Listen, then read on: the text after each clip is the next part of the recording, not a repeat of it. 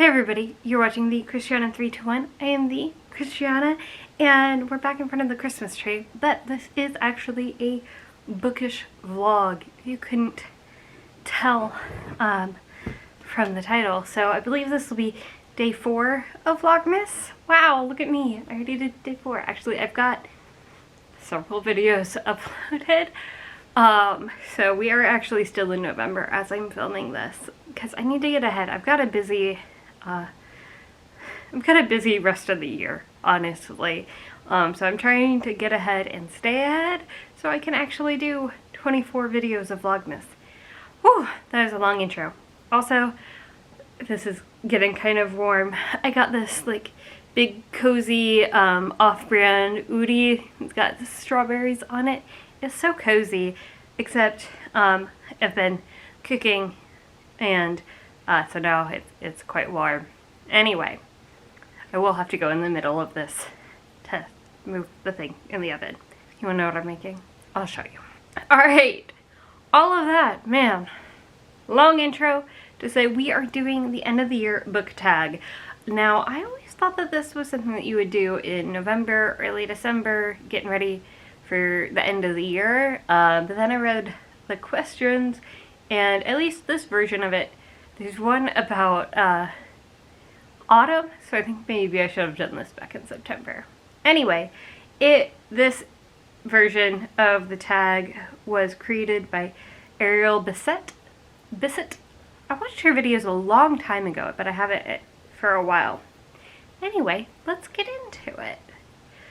Are there any books this year that you've started that you need to finish? And the answer is yes. One of them, actually maybe both of them, you'll be familiar with. The Cat Who Saved Books. I started this back in May, and it was a delightful read. And when I read it, like when I pick it up, it's hard for me to put it down.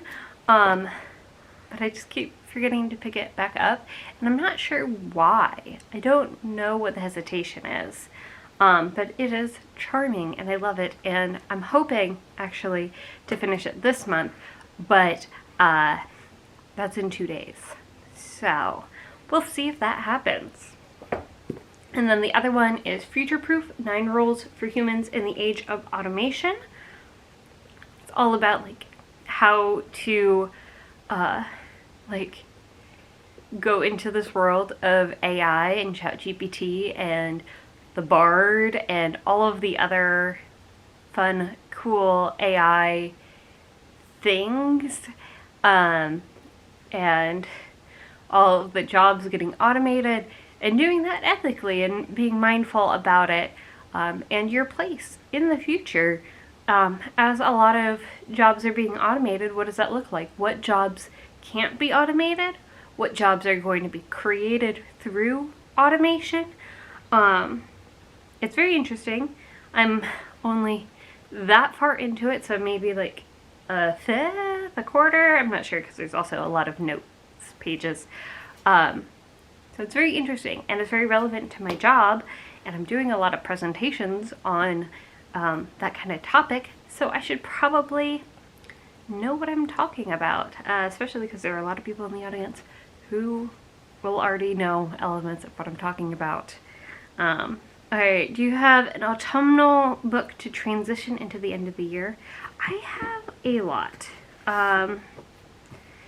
So I have, let's see, 4 books. I'm gonna go with winter because it is almost winter. I don't remember if I read an autumnal book. But so the 4 that I have picked out, I've got 2 short ones and 2 long ones. One is A Different Kind of Christmas, a tale by the author of Roots, Alex Haley. I don't know why, like, the way that this is written, my eyes were drawn to the title and not the author, but the author's font is the largest, so I think that is just a personal failing. But I believe In A Different Kind of Christmas, the intense drama of a white southerner and a black slave who work towards a mutual goal.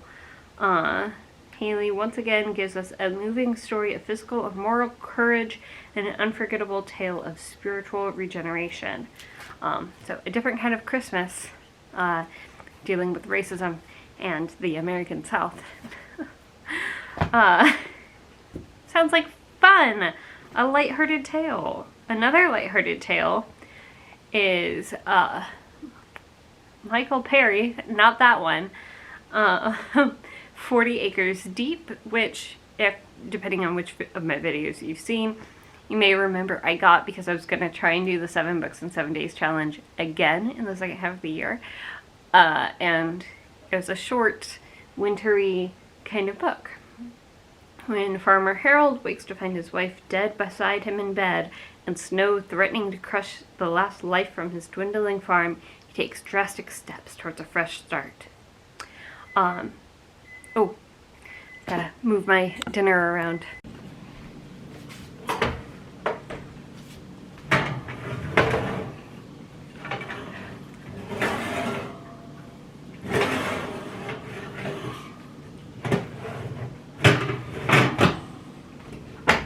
Sorry if the angle changed. Yeah, I'm making Mexican lasagna, which is kind of like Taco Bell's take on a lasagna. It's layers of tortillas, refried beans, ground beef with taco seasoning and Rotel tomatoes, and cheese. And then you just layer that till you get to the top. Normally I make it in a tortilla shaped La Crusette kind of dish. But, I don't know. I felt like making it in a rectangle this time. And the first layer got messed up because I didn't know how to make circles into a rectangle, even though I'm an engineer. I figured it out on the second layer. Jeez. Anyway, what was I talking about? Winterl books to bring in to get ready for the end of the year. I also have a December to Remember by Jenny Bayless. It's just kind of like, I don't know if it'll have any romance in here, but rom-com, YA, older YA, because I think they're all in their 20s maybe. Book about Christmas. You know, kind of like a Hallmark movie in a book. But the cute fun ones, not the like weird true crime dramatization ones. You know what I mean? Wildly different half-sisters Maggie, Simone, and three bickering half-sisters, one unique antique shop, and the craziest holiday season of their lives. I'll let you know, this is a bit thicker, so I'm not sure if I'm actually gonna read it or not. But it looks so cute. I do think that I bought this in an airport. And it feels like the kind of book that you would buy in an airport. Why do I always buy books in airports? I think at least one other book in this pile that we're going to talk about came from an airport. Anyway, and then the last one, I don't think it's technically about winter, but for some reason it's giving me winter vibes, so I'm going to count it. And it's 84 Charing Cross Road, the book with that's the epistolary with all the different like letters to the owners of Charing Cross Road. I think maybe it's giving me Love Actually vibes because of it having like a bunch of different characters and being British, and I think that that's the whole thing. But I'm hoping that it is wholesome and just like a cozy read. A wholesome, cozy read to bring in the new year. Also, there's a movie about it, and so what I want to do is like comparing the book and the movie kind of video with the boyfriend, but have him read the book as well, which might be a stretch because he does not read quite as many books as I do. But it's short. He'll do it. Maybe. Fast very nicely, and it counts as a Christmas present. Is there a new release you're still waiting for? The reason that I could never be an actual booktuber is I don't know when any books are getting released. Like, unless I follow the author specifically online, Maybe let's look up a few 2024 new releases. Mason's books, not cars. An Emily Henry book called Funny Story. I thought that already came out. Allie Hazelwood. What did she write? Something famous. Bride. Sarah J. Maas book. I haven't read any of hers, but a lot of people really recommend them. I'm not a huge fantasy person, but I do like fantasy. Witch's Guide to Magical Innkeeping. Sounds cute. Looks cute. Map of the Other Lands. Could be cute. The Reappearance of Rachel Price by Holly Jackson. That's another name that sounds really familiar. I should follow more. TJ Klune. Do we like him? There was all of that like racket about him being white saviory because his first book was based on like he got inspiration from the struggles of a people that he is not a part of, and he didn't even, you know, talk to any of the people that were in the struggling group, or the group that went through this stuff. I don't know enough about it, and also a lot of people seem to overlook that story, so I don't know if I am gonna read any more by him. I did read the first one. Let's see, I don't remember what it's called. It seemed fine. If the controversy around him was great enough that I would feel bad reading him, then I would not care that I couldn't read the other ones. I guess, I don't know, I'm rambling. Alright, so that's what we know of what's coming out. There's a lot more on the list. I just judged books by the cover, and those were the ones that I said out loud if I thought they sounded interesting and looked interesting. What are 3 books you want to read before the end of the year? Well, Be Brief and Tell Them Everything. The other airport book of my pile here, about an author in Milwaukee. The author of this book, Brad Listy, was born in Milwaukee. I forget if it was actually set there. No, it's set in Los Angeles. Anyway, whatever. Author going through some struggles. It's a darkly funny meditation on creativity and life and family. And he's struggling to come to terms with his son's disability. It seems interesting. I like reading books about people who are different than me, and so it seems like this will have bits of that in it. Oh no, someone just got into the house.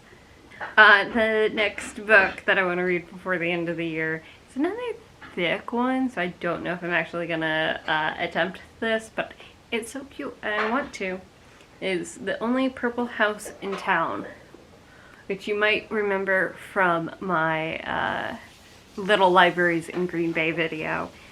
It's so cute, and actually it seems a bit, or it's gonna have magical realism in it from the cover, so maybe I should have read this a few months ago in spooky season, a couple months ago.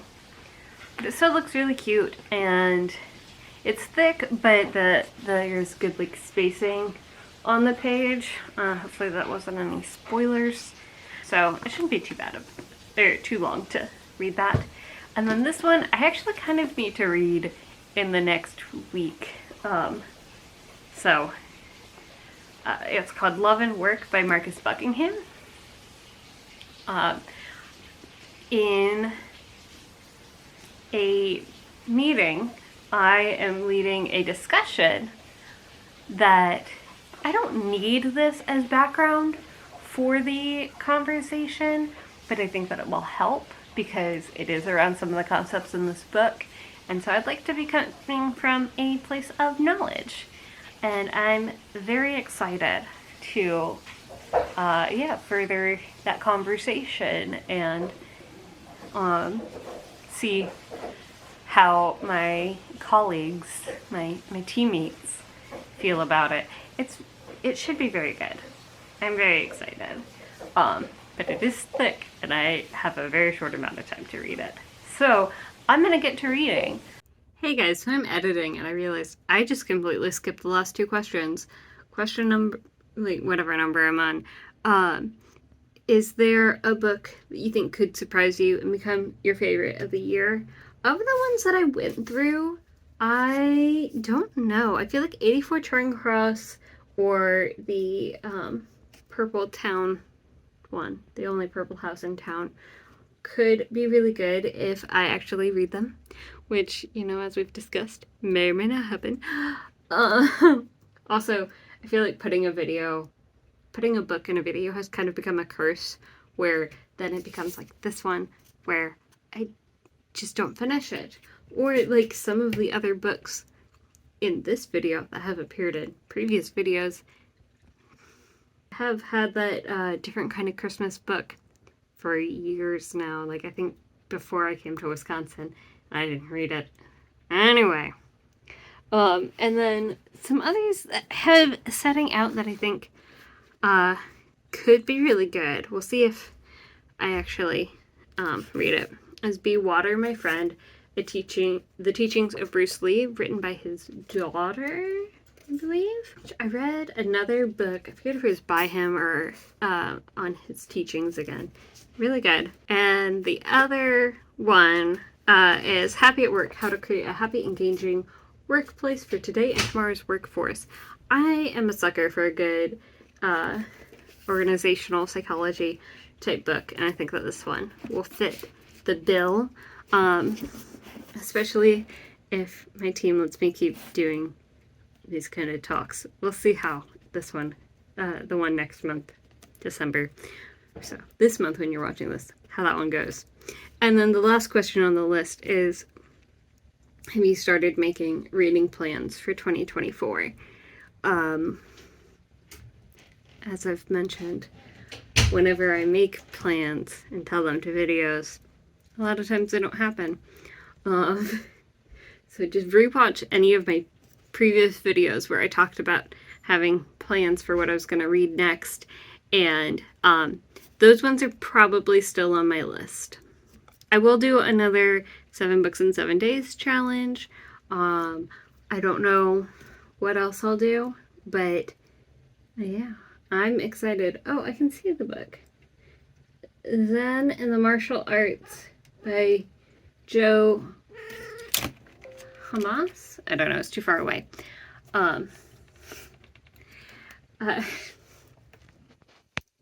You needed to make an appearance. Happy Vlogmas, everybody.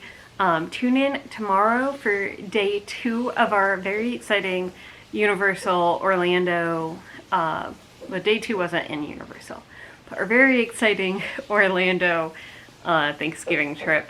And yeah, I'll see you then. Bye. Good night, sweet dreams.